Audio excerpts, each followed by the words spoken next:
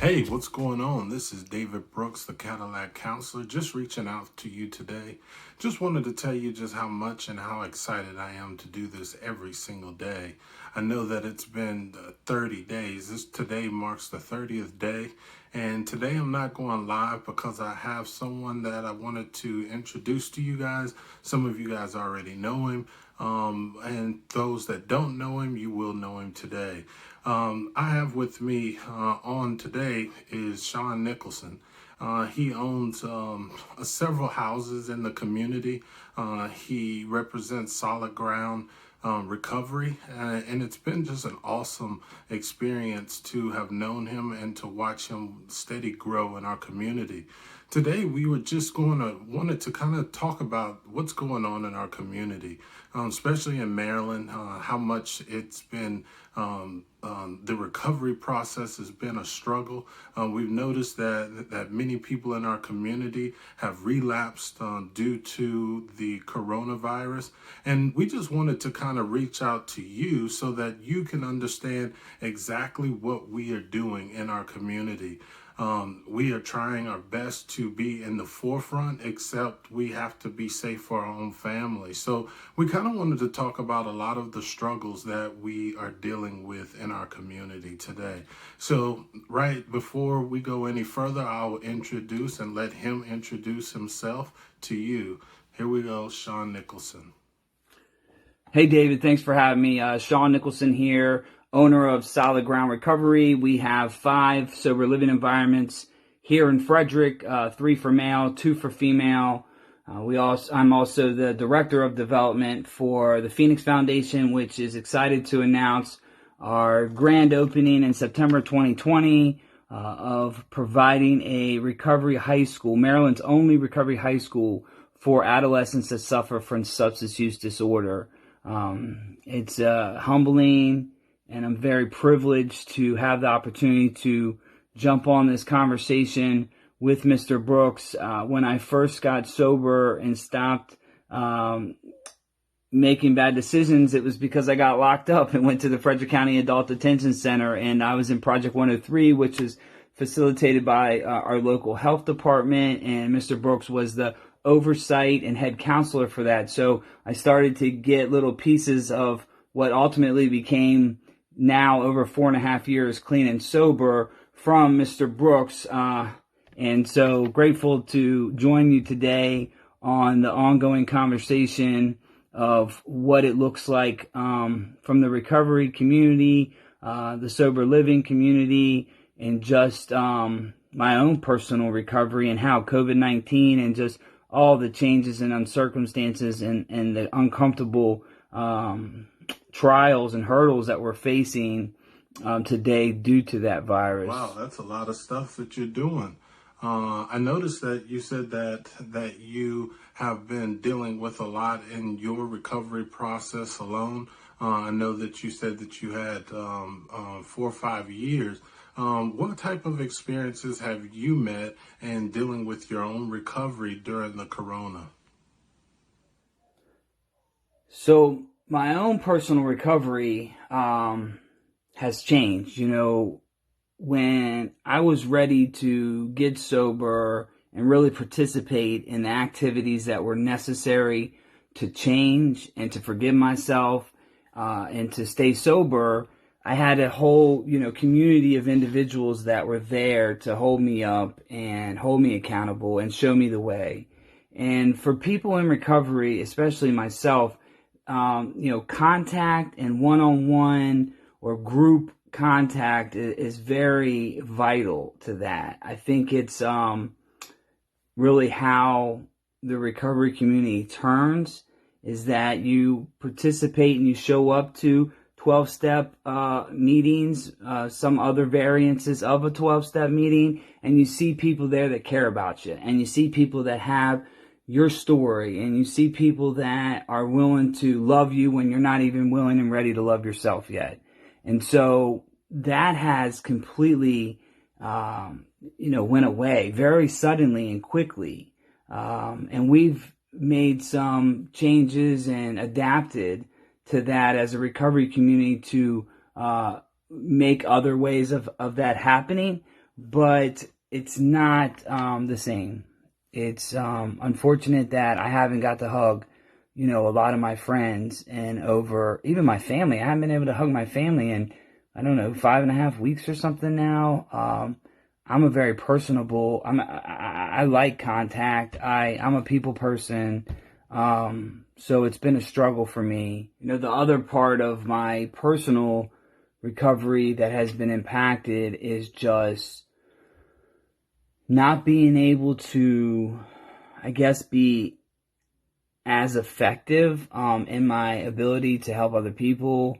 And that's really what the program of recovery is about, is helping others, the next person. And so normally when, somebody in my circle or somebody in our houses or somebody reaches out to me to try to get some information about, how to participate in recovery-oriented activities, I'm always able to say, hey, I'll pick you up for a meeting, or hey, I'm going to have this guy come pick you up for a meeting, or we're doing this on this weekend. That's a recovery-oriented event, volleyball tournament, or bowling, and all these different things that we engage in to show that recovery is fun, breakfasts and bingo and all these different things. That resource, not only for myself participating in and getting that therapeutic community of individuals, like-minded individuals, having the same goal, pushing each other, challenging each other is still there to some minimal extent because we have telehealth technologies and communications and Zoom and things of that nature. So we've been able to shift gears to provide some different variances of what we would normally be engaged in. But the newcomer's not that willing at times. They need dragged into this situation, or you're going to take them out to dinner after the meeting and you're going to have those productive, really more personable conversations that are going to help alter and change somebody's decisions for the next day. And that keeps them sober for that day. So it's been an extreme challenge to hear the struggles of others since this has started. And, not being able to effectively, full extent, provide others with the opportunities that were given to me has been very stressful. And the results and outcomes of individuals since this started, the results of their decisions are costing people lives, costing people their sobriety dates, costing people their freedom to go back to jail or violate probation or parole. And, it's very unfortunate and it's very, startling and upsetting. Wow. If he has some struggles, then I definitely know that there are some people out there that are listening that have their own struggles. I know for me, there's a lot of times where I get a lot of stress, I get a lot of anxiety, and I try to work my best with trying to reach out to people, trying just to make it a very open conversation, especially with my family members. I try to keep my family close so that I will continue to make really good decisions. Sean, how have you been doing with managing? I know you have a new baby. I know that you have a fiance. And with managing life and family, how do you manage that? Yeah, great question, David. I am blessed beyond my wildest dreams from what God in recovery has done for me personally, and has given me a family, because I spent so many nights staring at the walls in my jail or prison cell, wondering if anybody still loves me and if I was ever going to have a second chance at life. But, the hard work of recovery and the ability that God has to restore individuals can give you, everything. And, I am grateful that my fiance is a little over 5 years clean and sober, and that we are obviously like-minded in the sense that we both know we need to have, to stay engaged in this, because we have a 14-week-old baby girl, Raylyn, and awesome that we get to stay home and kind of just see her develop and see her start to smile and those kinds of things, because I'm such on the go that I've been able to slow down enough.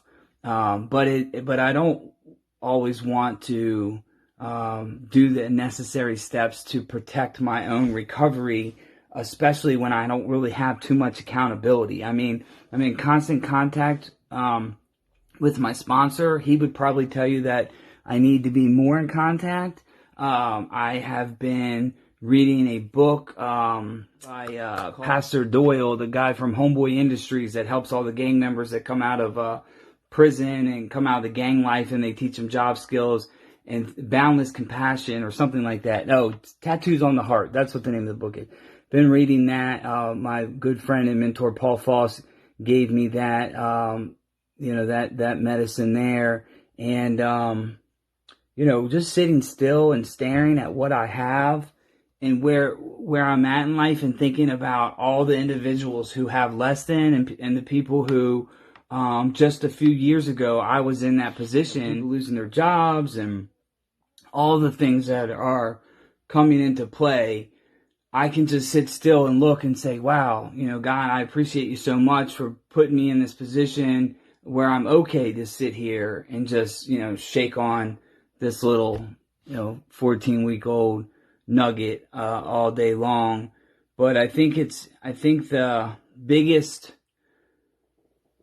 most vital part of my recovery right now is staying close to the struggle, and that's helping people navigate the process that are in crisis.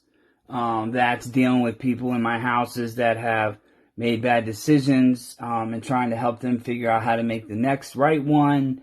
And then hearing and seeing all of the tragedy of overdoses and deaths that have happened to my friends in the last 21 days has been really trying. And that keeps me centered, because I talked to a mother yesterday, and I had to tell her that her son was dead, and that was a first for me. And so that kind of stuff will keep you pretty sober. So I guess finding some kind of purpose in the midst of chaos. So Sean, I know that you said that that you have a lot of things going on in your life and you're managing a lot going on. But what have you noticed in our community and noticing the kind of difficulties that some of the people are going through in the recovery process? The immediate changes that are very apparent for people in recovery, not only short term but long term, is obviously what we've already spoken about as far as detachment from that therapeutic community and that contact situation. But those of us that participate in other avenues of like clinical treatment for like PHP, IOP, OP levels of care. Some people do have one-on-one therapists, mental health. Some of people are in, drug court programs. All of those have halted. So those are points of contact for individuals to vent, to work on themselves, and to be held accountable. And so a lot of them have switched to telecommunications, which is great that we have those options. But again, it's like, from like a sober living perspective, somebody who was getting up and getting ready and getting motivated and getting on a bus or riding themselves down to an IOP setting to be around a bunch of other people were, more engaged and energized than somebody who's just rolling out of bed and haven't brushed their teeth yet and just turning on their phone and doing a counseling session or doing a group session. They're not as engaged as they were when they got up and got ready and went to there. The other, major hurdles for people is that all the variables that are affecting every normal individual in the world, where job loss, layoff, hours cut back, financial insecurity, those types of things that can really alter one's thinking and cause depression and anxiety. For people in recovery, especially short-term recovery, that can really aggravate or induce, bad decisions, worrisome, unknown circumstances. And then on top of that is everybody that's in recovery has, they're working really hard on trying to better themselves. And that's a hard feat in itself without the outside variables.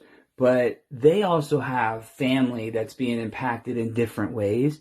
And so they're dealing with those feelings. So for instance, this guy's baby mom that has this job that takes care of that daughter that he's not capable of really being there for right now. Now she can't do that properly or to the same extent because she was laid off and she's, not getting unemployment or hasn't got it yet. And so all those factors weigh in on an individual's thinking process. And, sometimes in early recovery, when we're uncomfortable and we don't like the way we feel, we use drugs and alcohol to change that.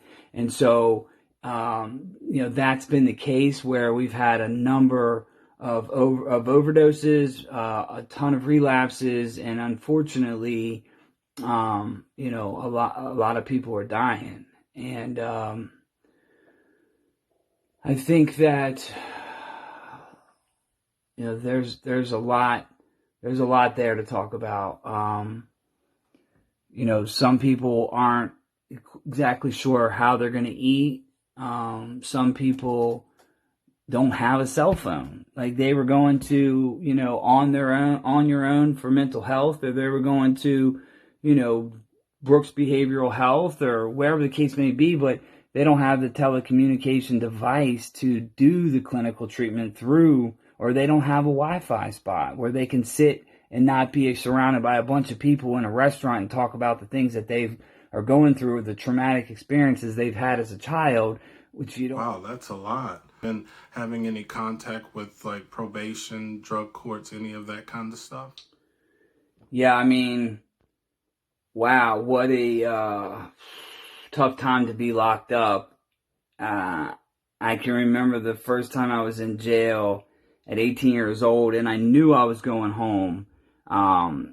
First time I'd ever been in trouble, and, I waited 60 days to go to court. My family wouldn't bail me out, and the day of court, it snowed, and they canceled the courthouse, and it postponed it. I knew I was going home. I wake up, there's 5 inches on the ground, and 60 more days, pushed it through Christmas, so I missed the holiday.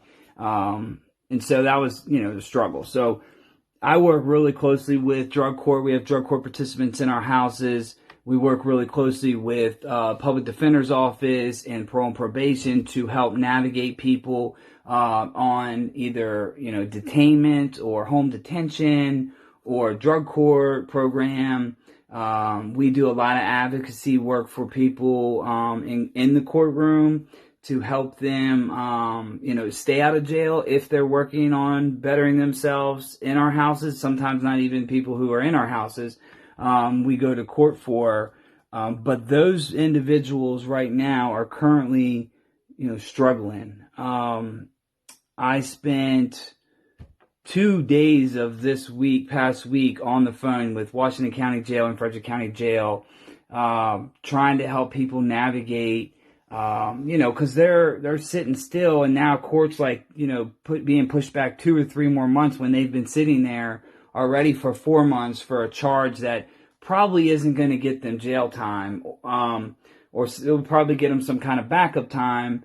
And so we're trying to work with the courts, which is hard to navigate with everything that's going on, to get them back up for bond reviews, to get them released to our custody, or have it a stipulation of their bond to be at our houses or a treatment facility. And so the county detention center is really good at helping people like that want treatment options.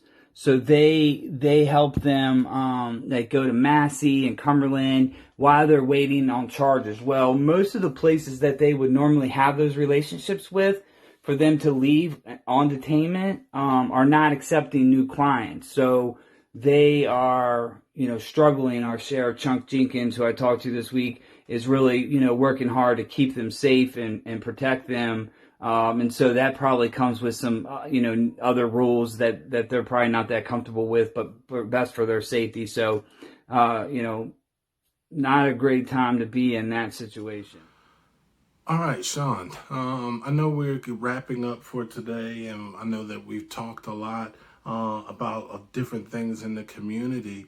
Tell them a little bit about some of the ventures that you have with, especially with the children, because I'm really I used to be a school teacher, so I'm all about the proactiveness. How are you helping out? I know you've done a lot in the recovery, but how are you helping out with the children that suffer from addiction? Adolescent population is definitely underserved when it comes to mental health, but especially substance use. There's just a lack of resources that are provided for them.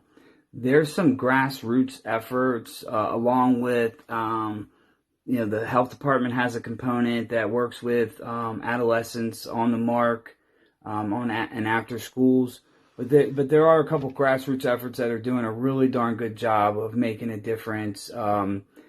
Shouting out City Youth Matrix and Aaron Vetter, are extremely passionate about affecting change in adolescents. And I Believe in Me with Ajay Hill and the mentoring program, Brandon Chapman. But there isn't a lot of attention directed towards kids that have problems with drugs and alcohol. I was one of those kids here in Frederick County. I started, drinking and drugging in like 6th grade. By the time I was in 8th grade, right before high school, I was such a problem that my parents had to send me to military school, which was very expensive. And I learned how to shine shoes for a year and a half of education. So didn't teach me about why I was making decisions that I was making. It didn't teach me about the disease of addiction. It didn't give me any tools necessary to change or continue to stay out of trouble.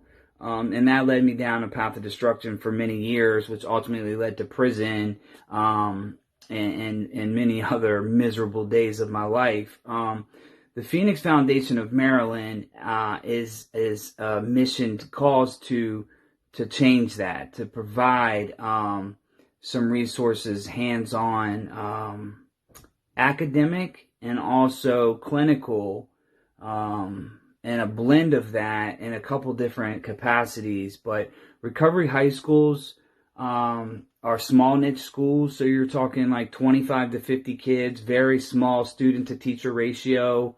There is a huge emphasis obviously on recovery, and there's a peer pressure environment, but in a positive sense, that allows these kids to be motivated, challenged, and somewhat induced into making, proper decisions that will help them be successful at an early age in the process of recovery, so that they don't become a statistic of Department of Corrections or, some of the things that I've went through in active addiction as an adult.